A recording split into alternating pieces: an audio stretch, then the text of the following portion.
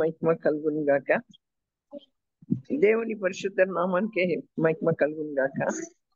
మన ప్రభును ప్రియ రక్షకుడును ఆయన యేసు ప్రభు యొక్క నామంలో దేవుని సన్నిధికి కూడి వచ్చిన మీ అందరికీ కూడా పేరు పేరు వరుసన నా వందనాలు చెల్లిస్తున్నాను.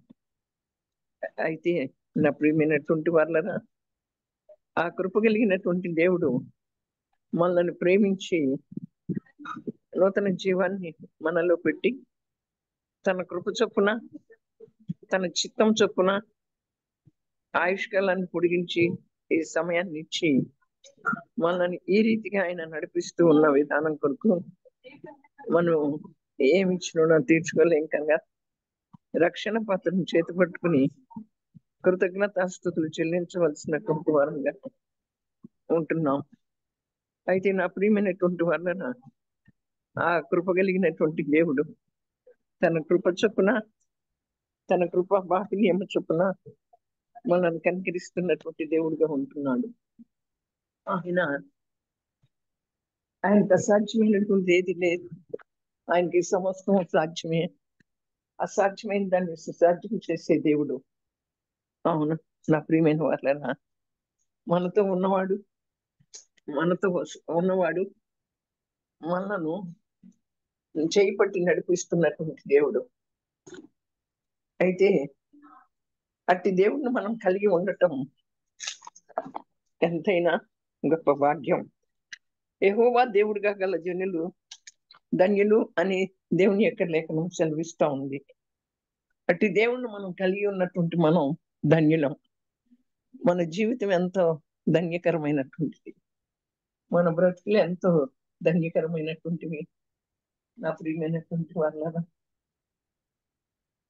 అవును, నువ్వు గొప్ప దేవుడుగా ఉన్నాడని చెప్పి మనల్ని బలపరిచేటువంటి వాడుగా, యుద్ధసూరుడిగా బలసూరుడిగా ఉన్నాడు. మన పక్షాన యుద్ధములు చేయువాడు ఆయనే. అయితే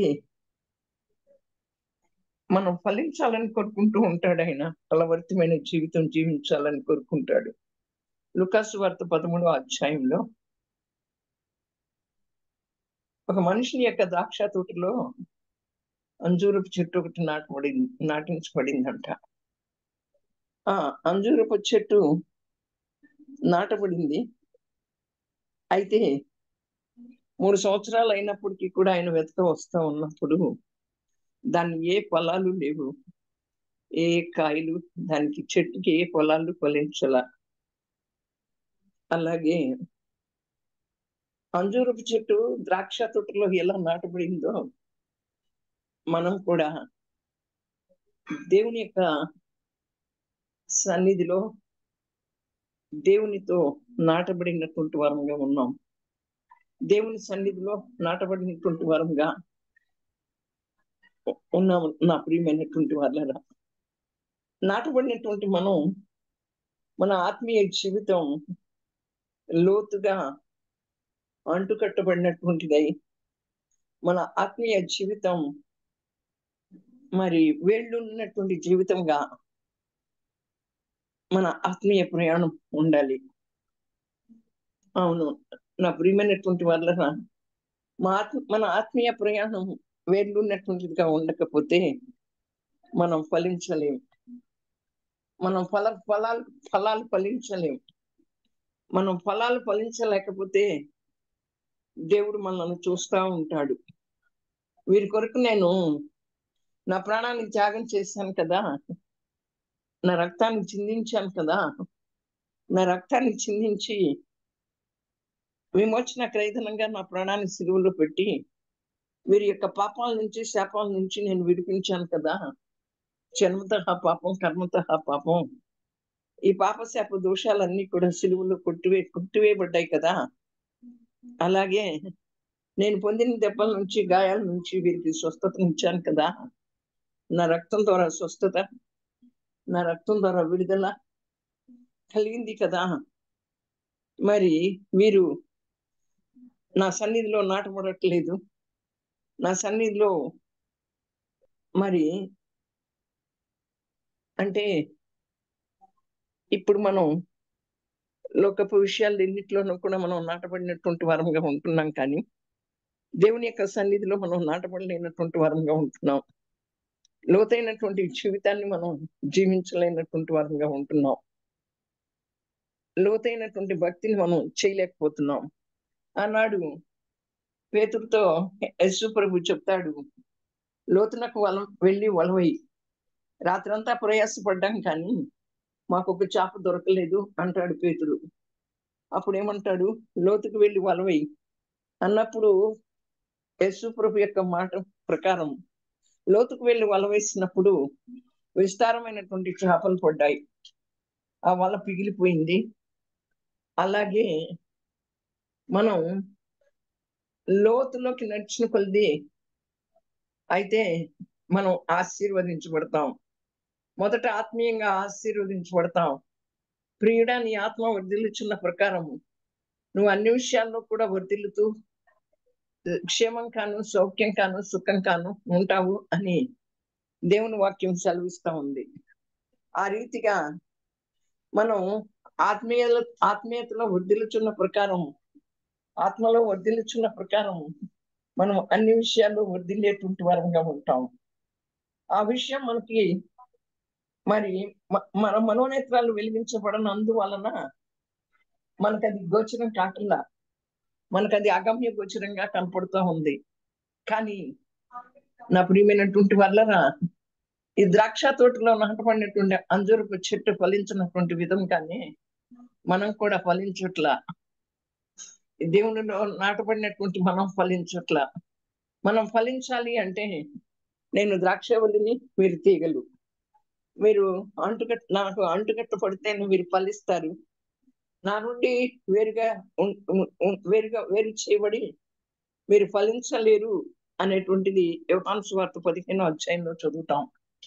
అయితే నా ప్రియమైనటువంటి వాళ్ళరా, ఆయనకి వేరే మన ఫలభరితమైనటువంటి జీవితాన్ని జీవించలేము. మనం నాటబడింది ఎక్కడ? దేవుని యొక్క సన్నిధిలో నాటబడ్డాం. అయితే మన భక్తి అంతంత మాత్రం భక్తిగానే ఉంటా ఉంది. భక్తి చేస్తున్నాం, కానీ భయంతో కూడిన భక్తిని మనం చేయలేకపోతున్నాం. అలాగే నా ప్రియమైనటువంటి వాళ్ళరా, అయితే మన భక్తి ఎంతవరకు అంటే, నా ప్రియమైనటువంటి వాళ్ళరా, చీలమండల లోతు భక్తిలో ఉన్నామా? మోకాళ్ళ లోతు భక్తిలో ఉన్నామా? నడుము లోతు భక్తిలోకి వచ్చామా? అదే మరి భక్తిని చేస్తున్నాం, భక్తిలో ఉన్న శక్తిని ఆశ్రయించలేకపోతున్నాం. మనం నాటబడిన వారం అయితే భక్తిలో ఉన్నటువంటి శక్తిని ఆశ్రయిస్తాం. మన భక్తి మనకు ధైర్యాన్ని పుట్టిస్తుంది. విశ్వాసంతో నమ్మి దేవుని వైపు మనం చూడగలుగుతాం. ఇంకా మన బ్రతుకుల్లో దేనికి కూడా తాము ఉండదు నా ప్రియమైన వాళ్ళరా. మన బ్రతుకులు ఎటు చెదిరిపోవు. క్రీస్తు అనేటువంటి బండ పైన మనం కట్టబడతాం. నాటబడిన వారం అయితే క్రీస్తు అనే బండ మీద కట్టబడతాం. క్రీస్తు అనే బండ మీద కట్టబడినటువంటి మనం ఎటు కూడా తొలగి తొట్టిల్లిపోకుండా కాపాడువాడు క్రీస్తే. ఒకవేళ మనం తొలగి తొట్టిల్లిపోతూ ఉన్నప్పటికీ కూడా ఆయన మనల్ని కాపాడుతాడు. కనుక ఆయన ఇశ్రాయేలు కాపాడు దేవుడు కొనుక్కుడు నిద్రించడానికి సెలవిచ్చిన రీతిగా ఆయన మనల్ని కాపాడేటువంటి దేవుడిగా ఉంటాడు. ఎప్పుడు ఆ క్రీస్తు అనే బండ పైన మనం కట్టబడినట్లయితే, క్రీస్తు అనే బండ పైన మనం కట్టబడాలంటే నిత్యము ఆయన సన్నిధిని వెతకాలి.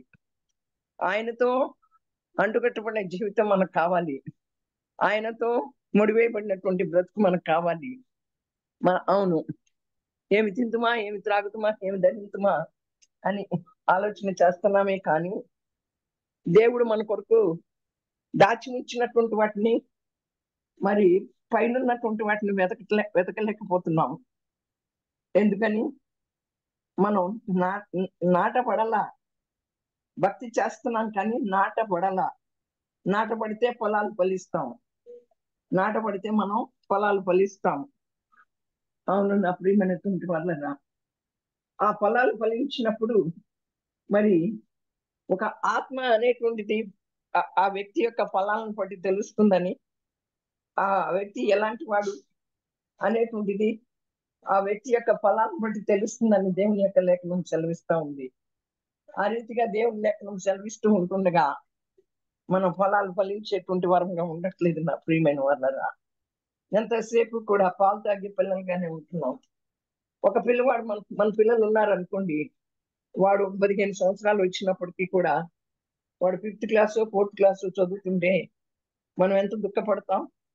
అలాగే మన భక్తిలో కూడా మనం ఎన్ని సంవత్సరాలు గడిచినప్పటికీ కూడా మనం నాటపడకపోతే, మనం మన భక్తి వేళ్ళనకపోతే, దేవునితో అంటుకట్టబడిన జీవితం మనకు లేకపోతే నా ప్రియమైనటువంటి వాళ్ళరా, ఆయనతో సహవాసం చేయకపోతే ఆకాశం వైపు చేతులెత్తి నువ్వు తప్ప నాకెవరున్నారు అని దావీదు ఎలా ప్రార్థన చేస్తాడు, అలాగే నిన్ను ఆశ్రయించాను ప్రభువా అని మనలను మనం ఖాళీ చేసుకుని మన ప్రతి సమస్యని కూడా ఆయనకు అప్పచెప్పి ఆయన వైపు మనం చూడకపోతే, ఆయనలో మనం నాటబడకపోతే నా ప్రియమైన వాళ్ళన ఫలాలు ఫలించాం.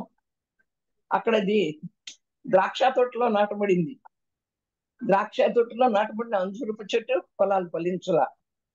మనం కూడా యేసు ప్రభు యేసయ్య మనల్ని నాటాడు, తన సన్నిధిలో నాటాడు. మన కొరకు తన ప్రాణాన్ని విమోచన క్రయత్నంగా పెట్టి మనలను నా ప్రియమైనటువంటి వాళ్ళరా విమోచించి ఈ లోక పాప శాపాల నుంచి విడిపించి మన రోగ రుగ్మతలను భరించి మన యొక్క అలవాట్లన్నిటినీ కూడా సహించి మన దోషాలని మన వ్యసనాలన్నిటినీ కూడా భరించి మన కొరకు సిలువలో తన ప్రాణాన్ని మన కొరకు చిందించాడు. మరి మనం ఎక్కడ నాటపడుతున్నాం? ఎక్కడ లోతైనటువంటి భక్తిని చేస్తున్నాం? ఈ లోకంలో ఉన్నటువంటి ప్రతి దాంట్లో కూడా నాటపడుతున్నాం, అన్నిట్లో కూడా నాటపడుతున్నాం. కానీ దేవుణ్ణి వెంబడించేటువంటి దానిలో మనం నాటపడలేనటువంటి వరంగా ఉంటున్నాం. మనం భక్తిలో ఎదగాలనేటువంటి ఆలోచన మనతో ఉండట్లా. అయితే ఆయన అంటాడు కదా, నేను 3 సంవత్సరాల నుంచి ఇటు వస్తూ చూస్తూ వెళ్తున్నాను, ఇది ఏ కాయలు కాయలేదు అంటున్నాడు. అలాగే కొన్ని సంవత్సరాలుగా దేవుడు మనకి అవకాశం ఇచ్చాడు, ఇంకా కూడా మనకు అవకాశం ఇస్తా ఉన్నాడు.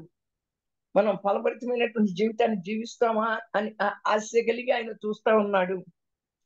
ఆశ కలిగి తేరి చూస్తున్నాడు మన వైపు. ఎందుకంటే ఆయన యొక్క రక్తంతో కడగబడ్డాం కనుక, ఆయన స్వకీయ సంపాదనగా మనల్ని ఏర్పరచుకున్నాడు కనుక, మనం ఆయన బిడ్డలం కనుక, మనం ఆయన పనిముట్లం పాత్రలం కనుక ఆయన మన వైపు తేరి చూస్తున్నాడు. అయితే మరి నీకు ఇచ్చిన ఆయుష్కాలం, నాకు ఇచ్చిన ఆయుష్కాలం, ఈ దినం చూడని వారు ఎంతో మంది ఉన్నారు. కాలగర్భంలో కలిసిపోయినటువంటి వారు ఎంతో ఉంటున్నారు. ఈ సమయాన్ని చూడటానికి దేవుడు మనకి ఇచ్చినటువంటి ఈ కృప కొరకు మనం ఎంతో ధన్యులం కదా. ఈ సమయంలో కూడా మనం పరుగులు ఎత్తుతా ఉన్నాం. ఈ సమయంలో కూడా దేని కొరకు పరుగులు ఎత్తుతున్నాం? దేవుని సన్నిధిలో నాటబడకుండా, ఫలాలు ఫలించకుండా, అంజూరపు చెట్టు ఏ రీతిగా ఫలాలు ఫలించకుండా అక్కడ ఉన్నదో, 3 సంవత్సరాల నుంచి చూస్తూ ఉన్నప్పటికీ కూడా అది కాయలేదు అంటున్నాడు. దాన్ని వెతక వచ్చాను అంటున్నాడు. వెతక వచ్చినప్పుడు పండ్లు కనపడలా. మనల్ని కూడా దేవుడు వెతుకుతున్నాడు. మనం ఆయన్ని వెతకలేదు, కానీ మనము ఆయనను వెతకలా. ఆయనే మనల్ని వెతుక్కుంటూ వచ్చాడు. కృపా సత్య సంపూర్ణుడిగా, మరి సజీవుడైనటువంటి దేవుడిగా, మనల్ని చేయి పట్టుకుని నడిపించేటువంటి దేవుడిగా మనల్ని వెతుక్కుంటూ వచ్చాడు. ఆయన మనల్ని వెతికి నశించిన దాన్ని వెతికి రక్షించడానికి లోకంలోకి మనిషి కుమారుడు వచ్చాడు కదా. మరి ఆయన మనల్ని వెతుకుతూ ఉంటే, ఆయన మనం ఫలించకపోతే ఆ అంజూరపు చెట్టుని ఎలా వెతక వచ్చాడో దేవుడు మనల్ని కూడా వెతుకుతున్నాడు. నా ప్రియమైన వాళ్ళ మోసపోకుడి, దేవుడు వెక్కిరించబడ్డు కనుక మనం ఫలించకపోతే ఆయనకి ఎంత దుఃఖకరం, ఆయనకి ఎంత కన్నీరు. కనుక ఆయనని మనం దుఃఖపెట్టేటువంటి భక్తిని చేస్తున్నాం. అవును, ఆయన ఏమంటాడు? నన్ను వెతకండి అంటున్నాడు. వెతుకు వారికి నేను దొరుకుతాను అంటున్నాడు. ఏం దొరుకుతాయి? ఆయన సన్నిధికి వచ్చి వెతికితే ఆయనే మనలోకి వస్తాడు. ఆయన మనలోకి వచ్చినప్పుడు మన హృదయంలో మన హృదయాన్ని ఆయనకి నివాస స్థానంగా ఇచ్చినప్పుడు, మరి నువ్వు తప్ప మాకెవరు దిక్కు లేరు ప్రభు అన్నప్పుడు, నా ప్రియమైన వాళ్ళ అంతకంటే గొప్ప భాగ్యం లేదు. కనుక ఆయన మనల్ని వెతక వస్తే మనం ఫలించకపోతే ఎంత దౌర్భాగ్యపు స్థితి మనది, ఎంత దౌర్భాగ్యపు స్థితిలో మనం బ్రతుకుతున్నాం. ఆయన మనల్ని చూసి కన్నీరు కార్చేటువంటి స్థితిలో బ్రతుకుతున్నాం. అయితే నా ప్రియమైనటువంటి వాళ్ళరా, ఆయన అంటాడు 3 సంవత్సరాలుగా నేను వెతక వచ్చినప్పటికీ కూడా దానికి పండ్లు లేవు, కనుక దాన్ని నరికివేయమంటాడు. అది చాలా దాని స్థలం ఆక్రమించింది వ్యర్థంగా అంటున్నాడు. మనం కూడా వ్యర్థమైనటువంటి వాటి కోసం పరుగులెత్తున్నాం, కానీ అయోగ్యమైనటువంటి వాటి కోసం ప్రయాసపడుతున్నాం. ప్రయాసపడాలి. మనకు కావాల్సినటువంటిది మన తిండికి, మన జీవనోపాధికి, మనం ఉండటానికి ఆయన ఏర్పాటు చేశాడు కదా. ఆయన ఏం చేయి ఇచ్చిన దేవుడు కాదు కదా. కానీ మనం ఇంకా అధికంగా ప్రయాసపడుతున్నాం. నా ఎందుకు ప్రయాస ఏనాటికి వ్యర్థం కాదంటున్నాడు కదా. ఆయనకి సమయం ఇచ్చి ఎవరు చెడిపోలేదు, ఆయన కొరకు బ్రతికి ఎవరు చెడిపోలేదు. నా ప్రియమైనటువంటి వాళ్ళరా, కనుక అక్కడ అది ఆ స్థలాన్ని అది ఆక్రమించింది వ్యర్థంగా అంటున్నాడు. మన భక్తి కూడా అలాగే ఉంది. మనల్ని చూసినప్పుడు కూడా ఈ భూమి మీద వీరు వ్యర్థమైనటువంటి వాటి కోసం ప్రయాసపడుతున్నారు, కానీ నా కోసం ప్రయాసపడలేదు కదా అనుకుంటాడు. మన ప్రయాస కూడా అలాగే ఉంది. ప్రయాసపడి భారం మోసుకొని పోతున్న వాళ్ళరా, నా ఎద్దుకు రండి, మీకు విశ్రాంతిని కలగ చేస్తానని సెలవిస్తున్నాడు దేవుడు. నా ప్రియమైనటువంటి వాళ్ళరా, కనుక మన ప్రయాస అంతా కూడా, మన భారం అంతా కూడా ఆయన చేతికి అప్పచెప్పి ఆయనని మనం వెతకాలి. అక్కడ అది వ్యర్థంగా ఆ స్థలాన్ని ఆక్రమించింది కనుక దాన్ని ఏమంటాడు అంటే తీసివేయమంటాడు. దాన్ని తీసివేయమంటాడు. ఫలించని ప్రతి తీగను కూడా నరికివేసి అగ్నిలో కాల్చివేయమంటుంది కదా దేవుని యొక్క లేఖనంలో. అలాగే అక్కడ ఫలించడానికి ఆటంకపరిచే ప్రతి తీగ, అలాగే ఫలించడానికి మనం వ్యర్థంగా దేని వైపు చూస్తున్నామో వాటన్నిటి నుంచి కూడా తొలగించమంటాడు. అవన్నీ కూడా మనలో నుంచి తొలగిపోవాలి అని ఆయన ఎదురు చూస్తున్నాడు. అవన్నీ కూడా మనకు ఆటంకాలుగా ఉండకూడదు. అది అన్నప్పుడు ఆ తోటమాలి ఏమంటున్నాడు, ఉండనివ్వండి, నేను దాన్ని త్రవ్వి దానికి ఎరువు వేసి నీళ్లు పోస్తాను, 1 సంవత్సర కాలం ఉండనివ్వండి, అప్పుడు అది ఫలించకపోతే అప్పుడు తీసివేద్దాం అని చెప్తూ ఉన్నాడు. అలాగే దేవుడు మనకి చాలా ఆయుష్కాలాన్ని పొడిగిస్తా వస్తున్నాడు. సంవత్సరాలు మనకి ఇస్తా వస్తున్నాడు. మనకిచ్చినటువంటి ఆ సంవత్సరాలని ఏం చేస్తున్నాం? సంవత్సరం అనే దయా కిరీటం ఇచ్చావు ప్రభు అని చెప్పుకుంటున్నామే, కానీ పోయిన సంవత్సరం నేను ఎలా ఉన్నాను, ఈ సంవత్సరం నేను ఎలా ఎదగాలి, నేను ఎలా ఫలించాలి, మరి ఫలభరితమైన జీవితం ఎలా, నువ్వు నన్ను వెతకటానికి వచ్చినప్పుడు నేను ఫలించకపోతే నన్ను చూసి నువ్వెంతో దుఃఖపడతావు కదా ప్రభు, నువ్వెంతో కన్నీరు కారుస్తావు కదా. సాచిన చేతులు నీ కొరకే అంటున్నావు, దినమెల్లా చేతులు చాపుతున్నాను అంటున్నావు. ఇంకా కూడా రక్షణ లేనటువంటి వారు, రక్షింపబడనటువంటి వారు అనేకులు ఉన్నారు లోకంలో, ప్రపంచంలో. కనుక నా ప్రియమైనటువంటి వాళ్ళరా, మన కుటుంబాల్లో, మన రక్త సంబంధికుల్లో కూడా రక్షణ లేనటువంటి వారు అనేకులు ఉన్నారు. అయితే రక్షించబడినటువంటి వారు వారి రక్షణను వణుకుతో భయంతో కొనసాగించలేనటువంటి వారుగా ఉంటున్నారు. కనుక నా ప్రియమైనటువంటి వాళ్ళరా, మనకి ఇచ్చినటువంటి రక్షణను వణుకుతో భయంతో కొనసాగించుకుంటూ ఆయన కోసం ఫలించాలని ఆయన కోరుకుంటున్నాడు. అయితే మరి మనకి సమయం ఇచ్చిన కొద్ది ఈ సమయాన్ని మనం సద్వినియోగం చేసుకోమని దేవుని యొక్క లేఖనం సెలవిస్తూ ఉంది. సమయం మనకు అసమయం అంటే దేవుని సన్నిధిలో ప్రార్థన చేయమని ఉంది.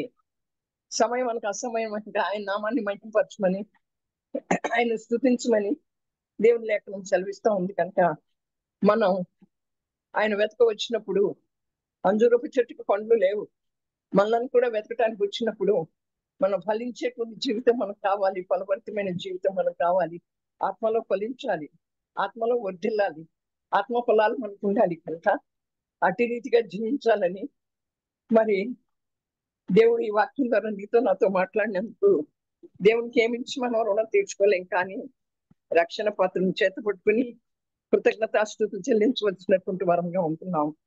ఆయన అడగాలి. ఆయన మనతో ఉంటే అన్ని సమస్తం ఉన్నట్లే. నీ నీ ఆత్మలో ఫలింపచేయి ప్రభువా. నీ కృపా వరాలతో నింపు ప్రభువా. ఆత్మీయ లోతుల్లోకి నడిపించు ప్రభువా. ఆత్మీయ పరిపక్వత మాకు కావాలి ప్రభువా అని మనం ప్రార్థన చేయవలసిన వారంగా ఉంటున్నాం. దేవుడి వాక్యాన్ని మనందరి వినికిడిలో దీవించి ఆశీర్వదించి ఫలవర్తం చేయను గాక. ఆమేన్.